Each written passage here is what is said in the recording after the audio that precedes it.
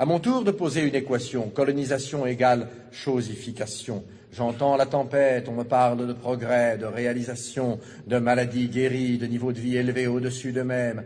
Moi, je parle de sociétés vidées d'elles-mêmes, de cultures piétinées, d'institutions minées, de terres confisquées, de religions assassinées, de magnificence artistique anéantie, d'extraordinaires possibilités supprimées.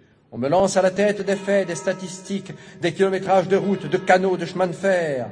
Je parle de millions d'hommes arrachés à leur Dieu, à leur terre, à leurs habitudes, à leur vie, à la danse, à la sagesse. Je parle de millions d'hommes à qui l'on a inculqué savamment la peur, le complexe d'infériorité, le tremblement, l'agenouillement, le désespoir, le larbinisme. On m'en donne plein la vue de tonnages de coton ou de cacao exportés, d'hectares d'oliviers ou de vignes plantées. Moi, je parle d'économie naturelle, d'économie harmonieuse et viable, d'économie à la mesure de l'homme indigène, désorganisée, de culture vivrière détruite, de sous-alimentation installée, de développement agricole orienté selon le seul bénéfice des métropoles, de rafles de produits, de rafles de matières premières.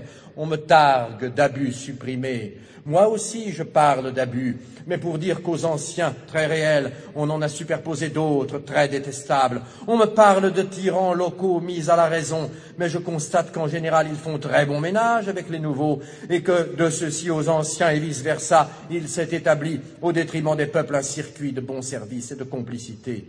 On me parle de civilisation, je parle de prolétarisation et de mystification. Pour ma part, je fais l'apologie systématique des civilisations para-européennes. Chaque jour qui passe, chaque déni de justice, chaque matraquage policier, chaque réclamation ouvrière noyée dans le sang, chaque scandale étouffé, chaque expédition punitive, chaque quart de CRS, chaque policier, chaque milicien nous fait sentir le prix de nos vieilles sociétés.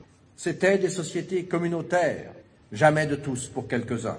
C'étaient des sociétés pas seulement anticapitalistes, comme on l'a dit, mais aussi anticapitalistes. C'étaient des sociétés démocratiques toujours, c'étaient des sociétés coopératives, des sociétés fraternelles.